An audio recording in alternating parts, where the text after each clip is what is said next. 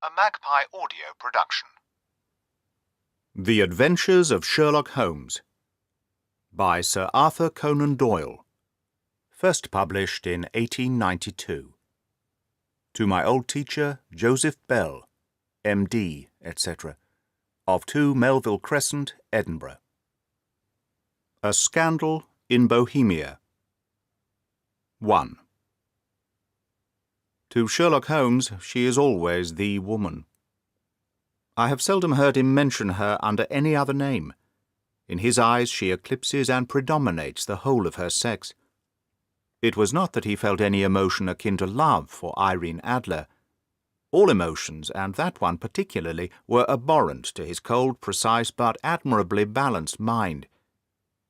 He was, I take it, the most perfect reasoning and observing machine that the world has seen. But as a lover he would have placed himself in a false position. He never spoke of the softer passions, save with a jibe and a sneer.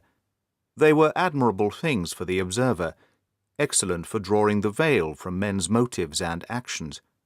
But for the trained reasoner to admit such intrusions into his own delicate and finely adjusted temperament was to introduce a distracting factor which might throw a doubt upon all his mental results.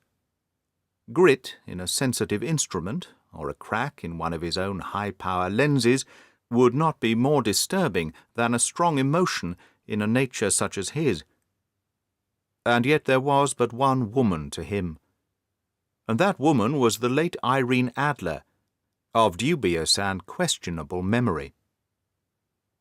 I had seen little of Holmes lately. My marriage had drifted us away from each other. My own complete happiness and the home-centred interests which rise up around the man who first finds himself master of his own establishment were sufficient to absorb all my attention, while Holmes, who loathed every form of society with his whole Bohemian soul, remained in our lodgings in Baker Street, buried among his old books, and alternating from week to week between cocaine and ambition, the drowsiness of the drug and the fierce energy of his own keen nature. He was still, as ever, deeply attracted by the study of crime, and occupied his immense faculties and extraordinary powers of observation in following out those clues and clearing up those mysteries which had been abandoned as hopeless by the official police.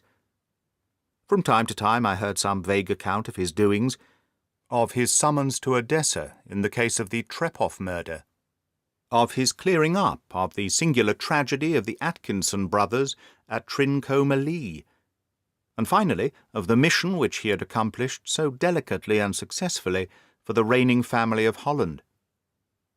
Beyond these signs of his activity, however, which I merely shared with all the readers of the daily press, I knew little of my former friend and companion. One night, it was on the 20th of March, 1888, I was returning from a journey to a patient, for I had now returned to civil practice, when my way led me through Baker Street. As I passed the well-remembered door which must always be associated in my mind with my wooing, and with the dark incidents of the study in scarlet, I was seized with a keen desire to see Holmes again, and to know how he was employing his extraordinary powers.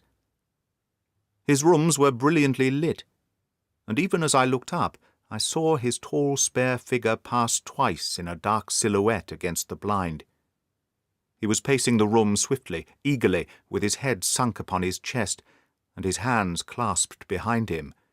To me, who knew his every mood and habit, his attitude and manner told their own story. He was at work again. He had risen out of his drug-created dreams and was hot upon the scent of some new problem. I rang the bell and was shown up to the chamber, which had formerly been in part my own. His manner was not effusive. It seldom was, but he was glad, I think, to see me. With hardly a word spoken, but with a kindly eye, he waved me to an armchair, threw across his case of cigars, and indicated a spirit case and a gasogene in the corner. Then he stood before the fire and looked me over in his singular, introspective fashion. "Wedlock suits you," he remarked. "I think, Watson, that you have put on 7½ pounds since I saw you." 7, I answered. "Indeed, I should have thought a little more. Just a trifle more, I fancy, Watson. And in practice again, I observe. You did not tell me that you intended to go into harness. Then how do you know? I see it. I deduce it. How do I know that you have been getting yourself very wet lately, and that you have a most clumsy and careless servant girl? My dear Holmes, said I, this is too much. You would certainly have been burned had you lived a few centuries ago. It is true that I had a country walk on Thursday and came home in a dreadful mess, but as I have changed my clothes, I can't imagine how you deduce it. As to Mary Jane, she is incorrigible, and my wife has given her notice. But there again I fail to see how you work it out. He chuckled to himself, and rubbed his long, nervous hands together. It is simplicity itself, said he. My eyes tell me that on the inside of your left shoe, just where the firelight strikes it, the leather is scored by 6 almost parallel cuts. Obviously they have been caused by someone who has very carelessly scraped round the edges of the sole, in order to remove crusted mud from it. Hence, you see, my double deduction that you had been out in vile weather, and that you had a particularly malignant boot-splitting specimen of London slavey. As to your practice, if a gentleman walks into my room smelling of iodoform, with a black mark of nitrate of silver upon his right forefinger, and a bulge on the side of his top hat to show where he has secreted his stethoscope, I must be dull indeed if I do not pronounce him to be an active member of the medical profession. I could not help laughing at the ease with which he explained his process of deduction. When I hear you give your reasons, I remarked, the thing always appears to me to be so ridiculously simple that I could easily do it myself. Though at each successive instance of your reasoning I'm baffled until you explain the process. And yet I believe that my eyes are as good as yours. Quite so, he answered, lighting a cigarette and throwing himself down into an armchair. You see, but you do not observe. The distinction is clear. For example, you have frequently seen the steps which lead up from the hall to this room. Frequently. How often? Well, some hundreds of times.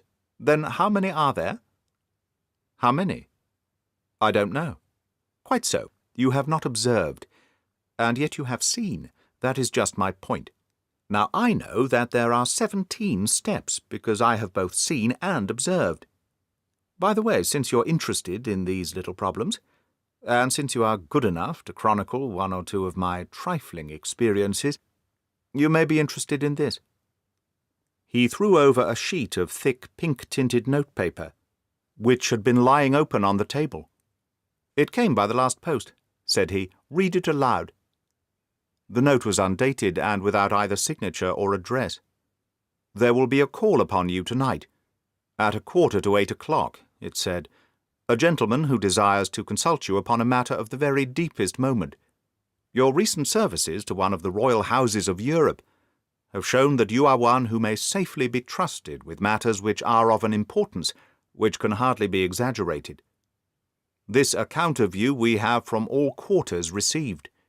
Be in your chamber, then, at that hour, and do not take it amiss if your visitor wear a mask. This is indeed a mystery, I remarked. What do you imagine that it means? I have no data yet. It is a capital mistake to theorize before one has data. Insensibly one begins to twist facts to suit theories, instead of theories to suit facts. But the note itself, what do you deduce from it? I carefully examined the writing and the paper upon which it was written. The man who wrote it was presumably well-to-do, I remarked, endeavouring to imitate my companion's processes. Such paper could not be bought under £0.50 a packet. It is peculiarly strong and stiff. Peculiar, that is the very word, said Holmes. It is not an English paper at all. Hold it up to the light. I did so and saw a large E, with a small G, a P, and a large G with a small T woven into the texture of the paper. What do you make of that? Asked Holmes. The name of the maker, no doubt, or his monogram, rather. Not at all. The G with the small T stands for Gesellschaft, which is the German for company. It is a customary contraction like our Co.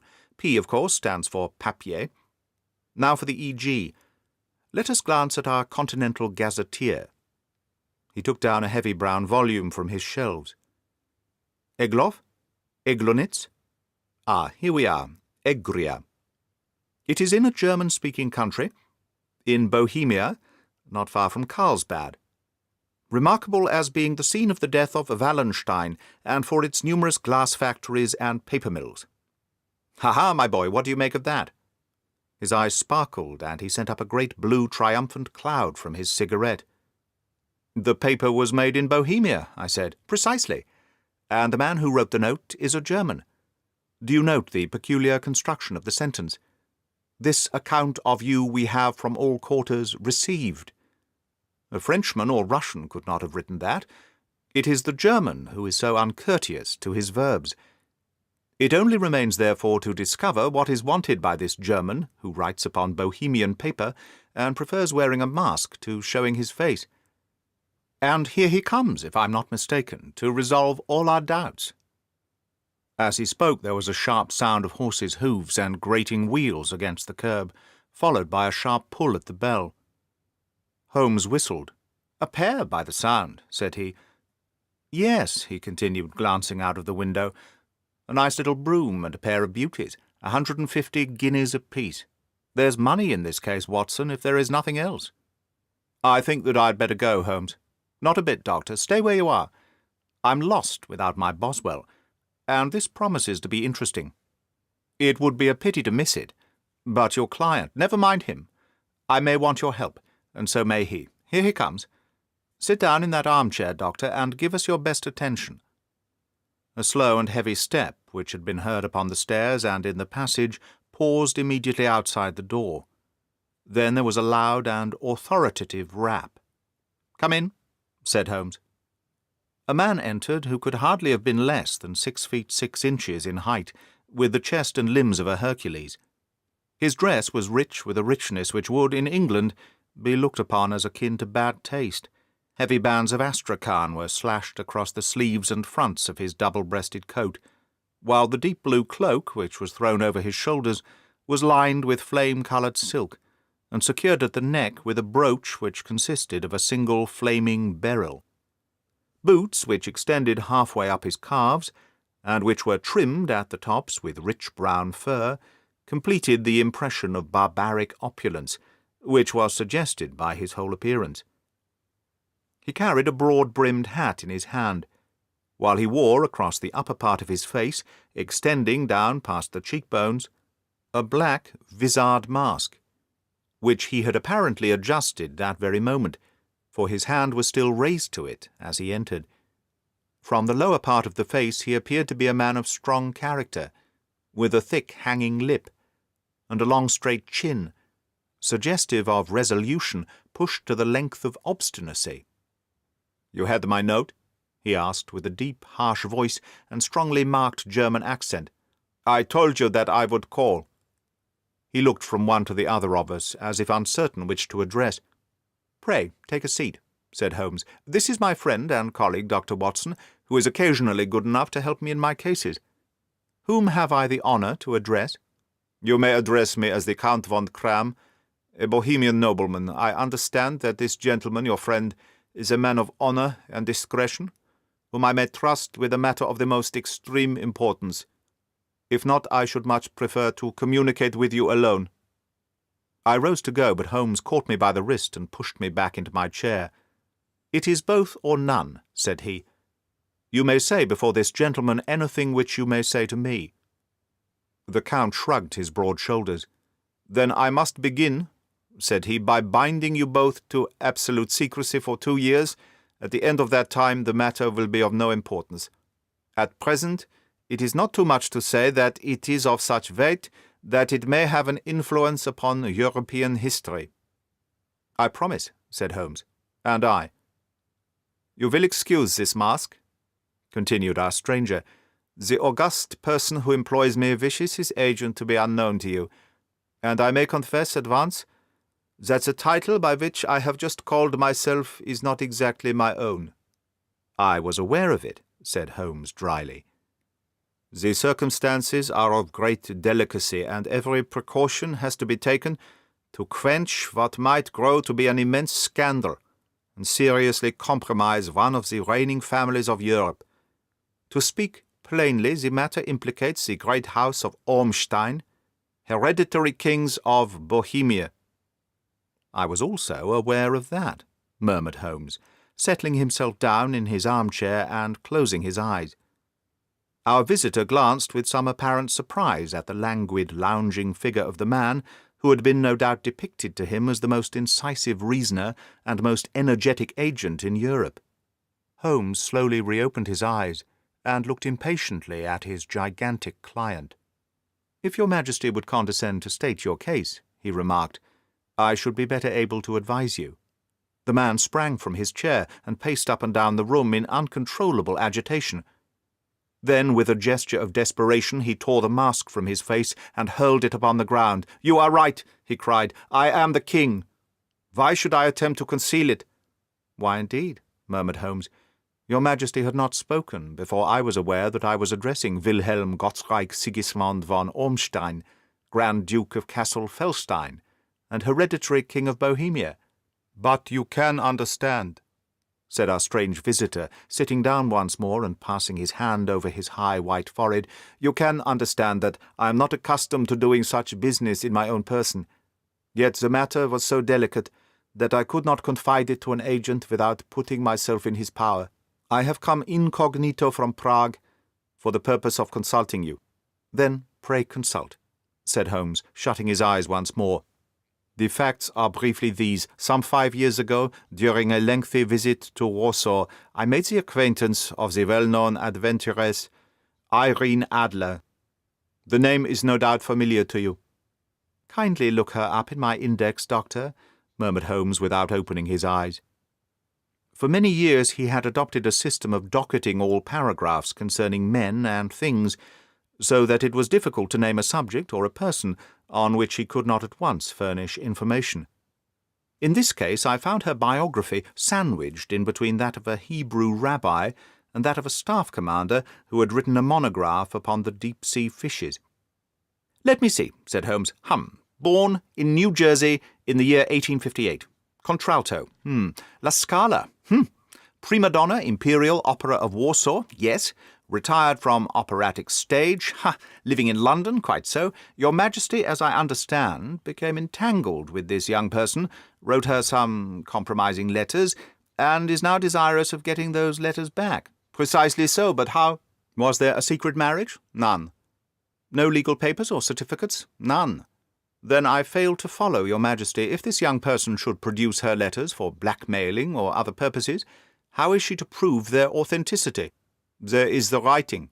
"Pooh, forgery. My private notepaper? Stolen. My own seal? Imitated. My photograph? Bought. We were both in the photograph? Oh dear, that is very bad. Your Majesty has indeed committed an indiscretion. I was mad. Insane. You have compromised yourself seriously. I was only Crown Prince then. I was young. I am but 30 now. It must be recovered. We have tried and failed. Your Majesty must pay. It must be bought. She will not sell. Stolen then.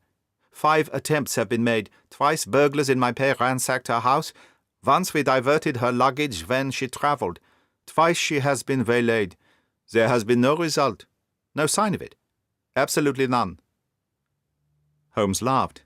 "It is quite a pretty little problem," said he. "But a very serious one to me," returned the king reproachfully. "Very indeed. And what does she propose to do with the photograph?" "To ruin me." "But how?" "I am about to be married." "So I have heard." "To Clotilde Lottmann von Saxe-Meiningen, second daughter of the King of Scandinavia. You may know the strict principles of her family.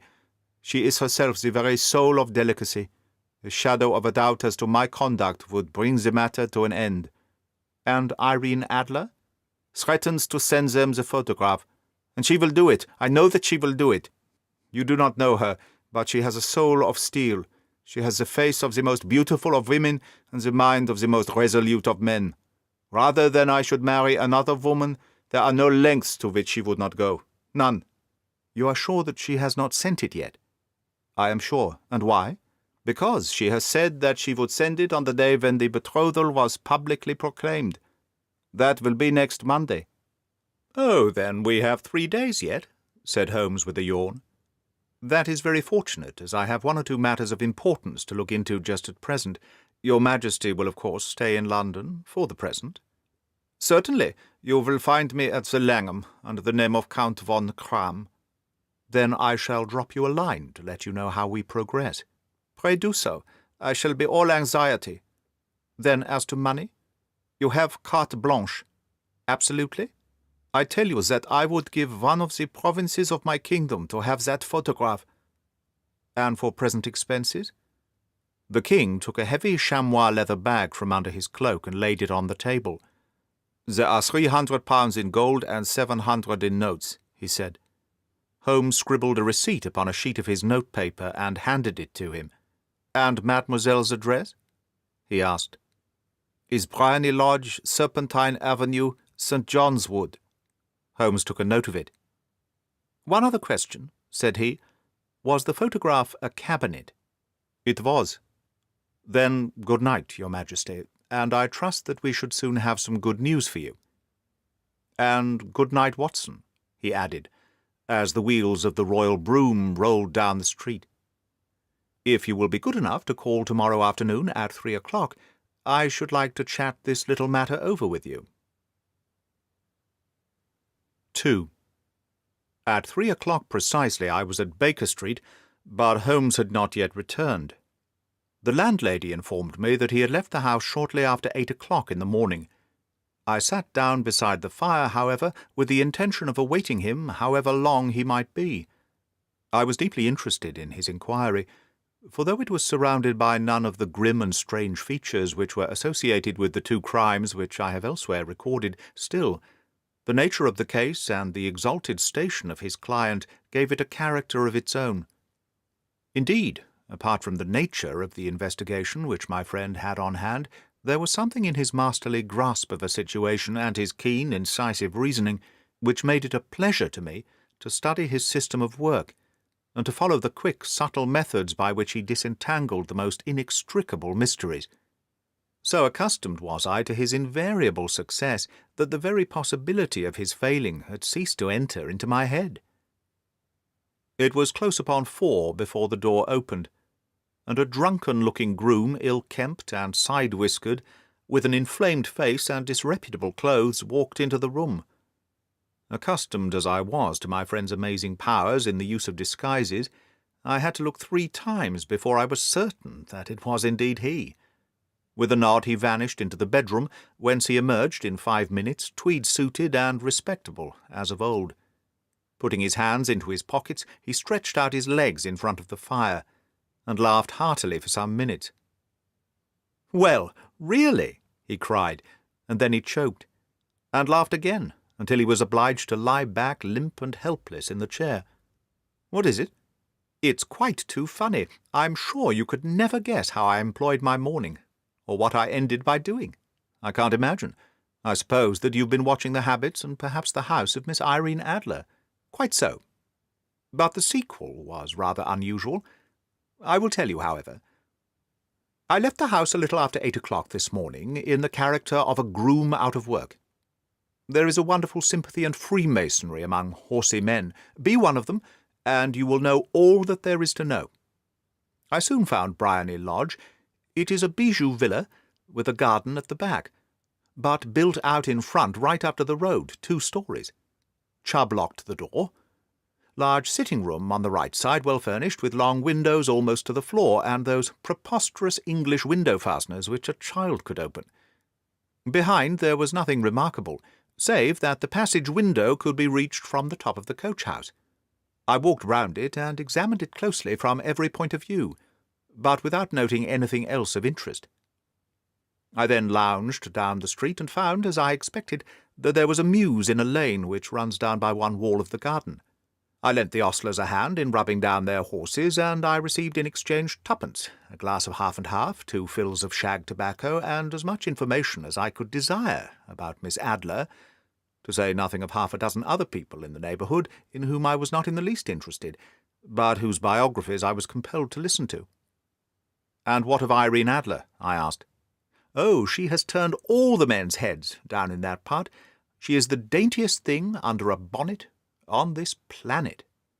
So say the Serpentine Muse to a man. She lives quietly, sings at concerts, drives out at 5 every day, and returns at 7 sharp for dinner. Seldom goes out at other times, except when she sings. Has only one male visitor, but a good deal of him. He is dark, handsome, and dashing, never calls less than once a day, and often twice. He's a Mr. Godfrey Norton, of the Inner Temple. See the advantages of a cabman as a confidant? They had driven him home a dozen times from Serpentine Mews, and knew all about him. When I had listened to all that they had to tell, I began to walk up and down near Briony Lodge once more, and to think over my plan of campaign. This Godfrey Norton was evidently an important factor in the matter. He was a lawyer. That sounded ominous. What was the relation between them? And what the object of his repeated visits? Was she his client, his friend, or his mistress? If the former, she had probably transferred the photograph to his keeping. If the latter, it was less likely. On the issue of this question depended whether I should continue my work at Briony Lodge or turn my attention to the gentleman's chambers in the Temple. It was a delicate point, and it widened the field of my inquiry. I fear that I bore you with these details, but I have to let you see my little difficulties, if you are to understand the situation. I am following you closely, I answered. I was still balancing the matter in my mind when a hansom cab drove up to Briony Lodge, and a gentleman sprang out. He was a remarkably handsome man, dark, aquiline, and moustached, evidently the man of whom I had heard. He appeared to be in a great hurry, shouted to the cabman to wait, and brushed past the maid who opened the door with the air of a man who was thoroughly at home. He was in the house about half an hour, and I could catch glimpses of him in the windows of the sitting-room, pacing up and down, talking excitedly and waving his arms. Of her I could see nothing. Presently he emerged, looking even more flurried than before. As he stepped up to the cab, he pulled a gold watch from his pocket and looked at it earnestly. "Drive like the devil," he shouted, "first to Gross and Henke's in Regent Street, and then to the Church of St. Monica in the Edgware Road. Half a guinea if you do it in 20 minutes.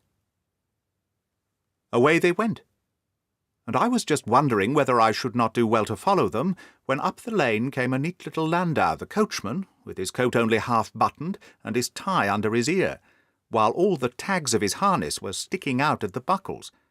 It hadn't pulled up before she shot out of the hall door and into it. I only caught a glimpse of her at the moment, but she was a lovely woman, with the face that a man might die for.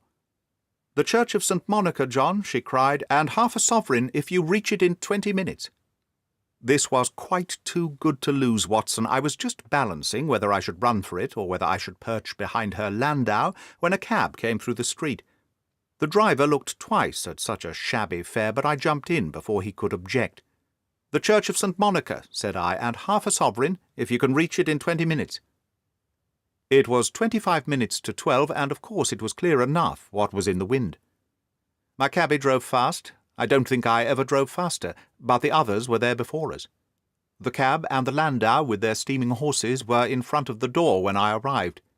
I paid the man and hurried into the church. There was not a soul there save the two whom I had followed, and a surpliced clergyman who seemed to be expostulating with them. They were all three standing in a knot in front of the altar. I lounged up the aisle like any other idler who was dropped into a church. Suddenly, to my surprise, the three at the altar faced round to me, and Godfrey Norton came running as hard as he could towards me. "Thank God!" he cried. "You'll do. Come, come." "What then?" I asked. "Come, man, come. Only 3 minutes, or it won't be legal." I was half dragged up to the altar, and before I knew where I was, I found myself mumbling responses which were whispered in my ear, and vouching for things of which I knew nothing, and generally assisting in the secure tying up of Irene Adler, spinster, to Godfrey Norton, bachelor. It was all done in an instant, and there was the gentleman thanking me on the one side, and the lady on the other, while the clergyman beamed on me in front. It was the most preposterous position which I have ever found myself in my life, and it was the thought of it that started me laughing just now. It seems that there had been some informality about their licence, that the clergyman absolutely refused to marry them without a witness of some sort, and that my lucky appearance saved the bridegroom from having to sally out into the streets in search of a best man. The bride gave me a sovereign, and I mean to wear it on my watch chain in memory of the occasion." "This is a very unexpected turn of affairs," said I. "And what then?" "Well, I found my plans very seriously menaced. It looked as if the pair might take an immediate departure, and so necessitate very prompt and energetic measures on my part. At the church door, however, they separated, he driving back to the temple, and she to her own house. "I shall drive out in the park at 5, as usual," she said as she left him. I heard no more. They drove away in different directions, and I went off to make my own arrangements. "Which are?" "Some cold beef and a glass of beer," he answered, ringing the bell. "I have been too busy to think of food, and I'm likely to be busier still this evening. By the way, Doctor, I shall want your cooperation. I shall be delighted. You don't mind breaking the law, not in the least, nor running a chance of arrest? Not in a good cause? Oh, the cause is excellent. Then I'm your man. I was sure that I might rely on you. But what is it you wish? When Mrs. Turner has brought in the tray, I will make it clear to you." "Now," he said, as he turned hungrily on the simple fare that our landlady had provided, "I must discuss it while I eat, for I have not much time. It is nearly 5 now. In 2 hours we must be on the scene of action. Miss Irene, or Madame, rather, returns from her drive at 7. We must be at Briony Lodge to meet her. And what then? You must leave that to me. I have already arranged what is to occur. There is only one point on which I must insist. You must not interfere, come what may. You understand? I am to be neutral, to do nothing whatever. There will probably be some small unpleasantness. Do not join in. It will end in my being conveyed into the house. 4 or 5 minutes afterwards the sitting-room window will open. You are to station yourself close to that open window. Yes. You are to watch me, for I will be visible to you. Yes. And when I raise my hand, so, you will throw into the room what I give you to throw, and will, at the same time, raise the cry of 'Fire!' You quite follow me?" "Entirely." "It is nothing very formidable," he said, taking a long cigar-shaped roll from his pocket. "It is an ordinary plumber's smoke rocket, fitted with a cap at either end to make it self-lighting. Your task is confined to that. When you raise your cry of 'Fire!' it will be taken up by quite a number of people. You may then walk to the end of the street, and I will rejoin you in 10 minutes. I hope that I have made myself clear. I am to remain neutral, to get near the window, to watch you, and at the signal to throw in this object, then to raise the cry of 'Fire!' and to await you at the corner of the street. Precisely. Then you may entirely rely on me. That is excellent. I think perhaps it is almost time that I prepared for the new role I have to play." He disappeared into his bedroom and returned in a few minutes, in the character of an amiable and simple-minded nonconformist clergyman. His broad black hat, his baggy trousers, his white tie, his sympathetic smile, and general look of peering and benevolent curiosity were such as Mr. John Hare alone could have equalled. It was not merely that Holmes changed his costume. His expression, his manner, his very soul seemed to vary with every fresh part that he assumed. The stage lost a fine actor, even as science lost an acute reasoner, when he became a specialist in crime. It was 6:15 when we left Baker Street, and it still wanted 10 minutes to the hour when we found ourselves in Serpentine Avenue. It was already dusk, and the lamps were just being lighted as we paced up and down in front of Briony Lodge, waiting for the coming of its occupant. The house was just such as I had pictured it from Sherlock Holmes's succinct description, but the locality appeared to be less private than I expected. On the contrary, for a small street in a quiet neighbourhood, it was remarkably animated.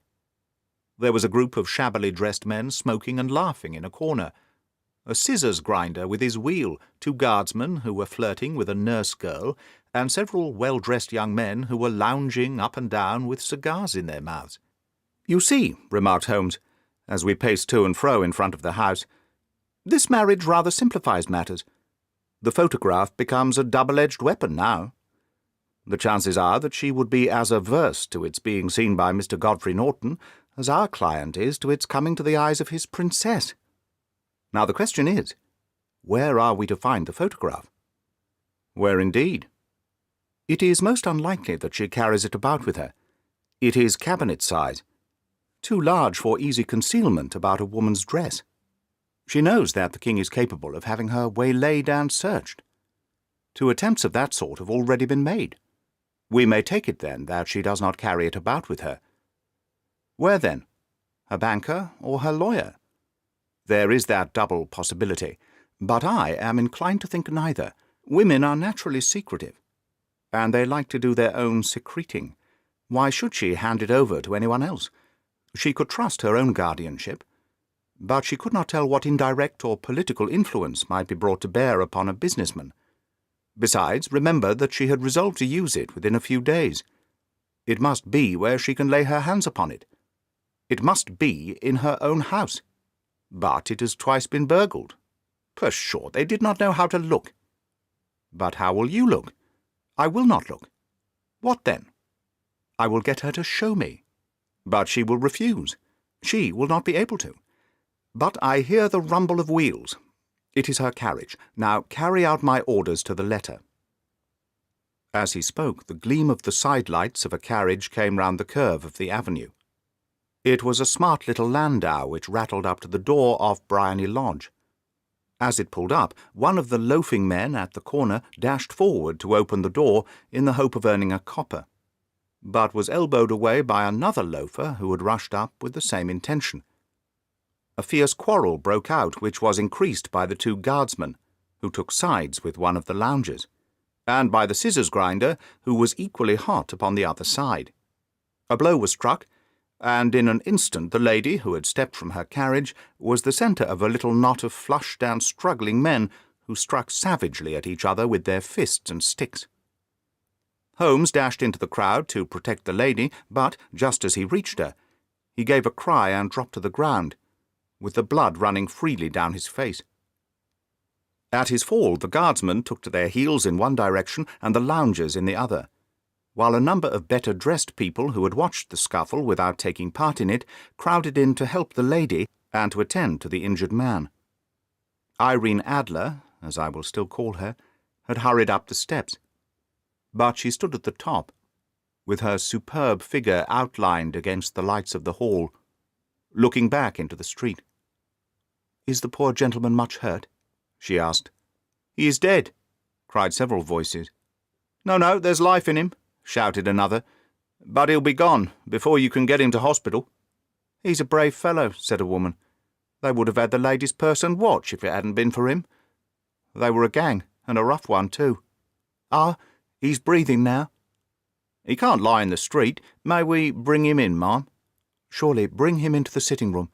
There is a comfortable sofa. This way, please."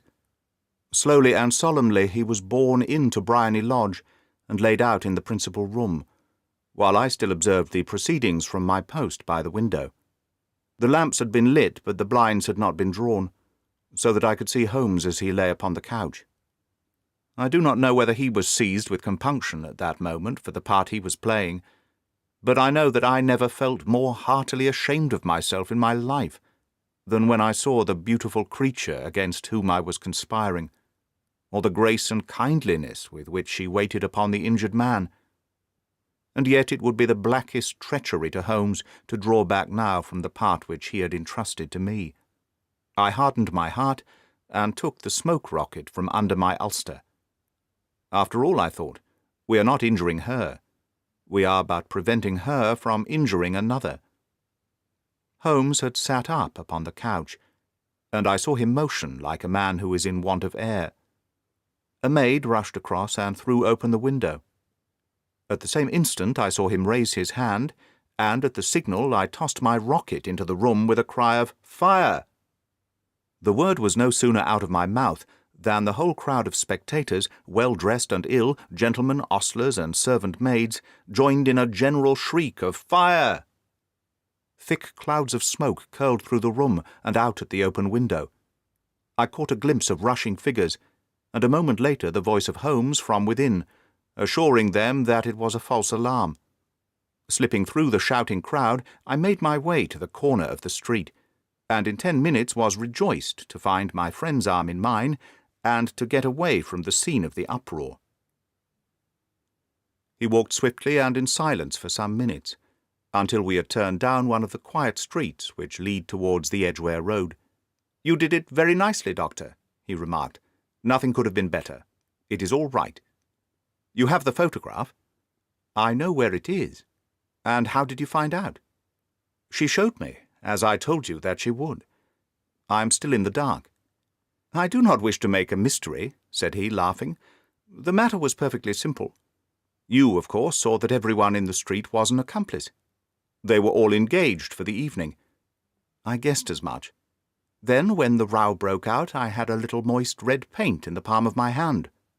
I rushed forward, fell down, clapped my hand to my face, and became a piteous spectacle. It is an old trick. That also I could fathom. Then they carried me in. She was bound to have me in. What else could she do? And into her sitting-room, which was the very room which I suspected. It lay between that and her bedroom, and I was determined to see which. They laid me on a couch, I motioned for air, they were compelled to open the window, and you had your chance. How did that help you?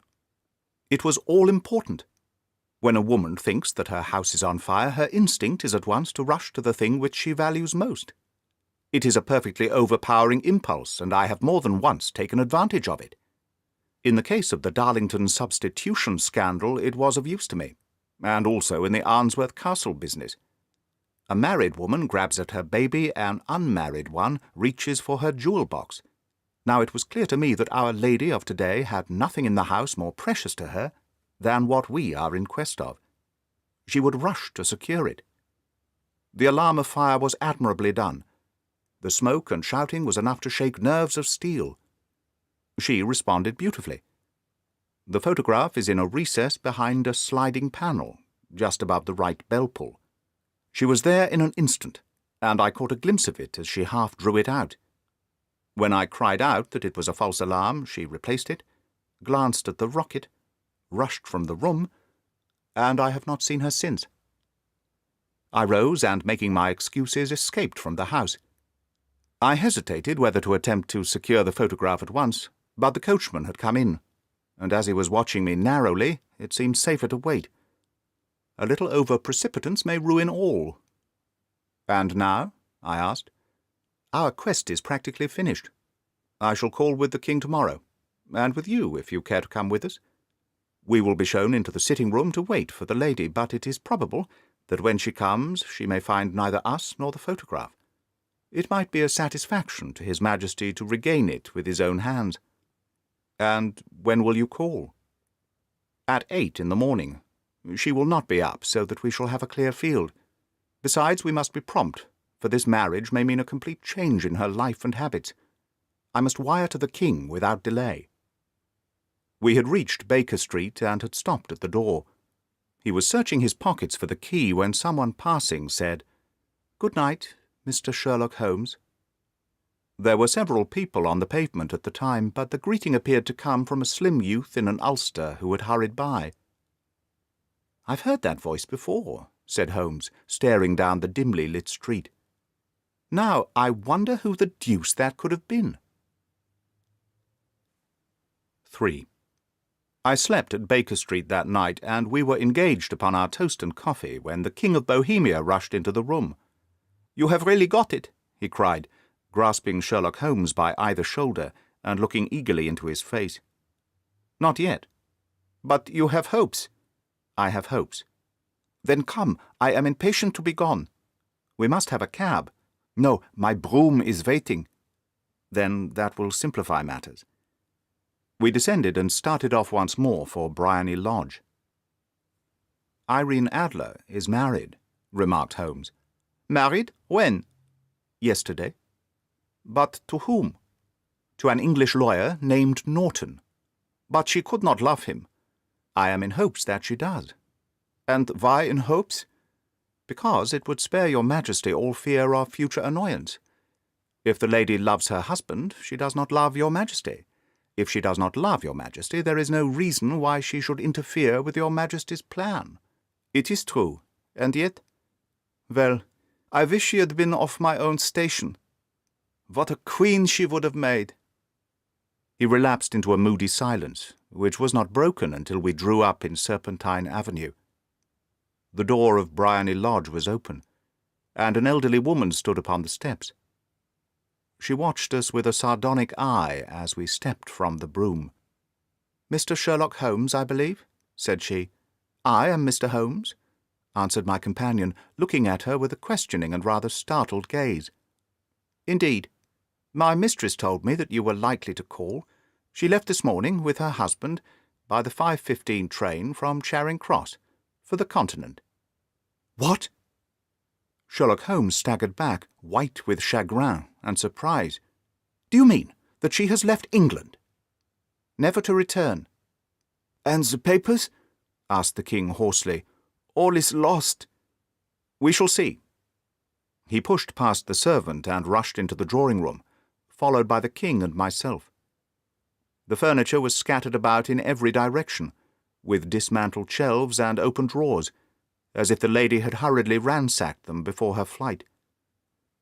Holmes rushed at the bell-pull, tore back a small sliding shutter, and, plunging in his hand, pulled out a photograph and a letter. The photograph was of Irene Adler herself in evening dress. The letter was superscribed to Sherlock Holmes, Esquire, to be left till called for. My friend tore it open, and we all three read it together. It was dated at midnight of the preceding night, and ran in this way.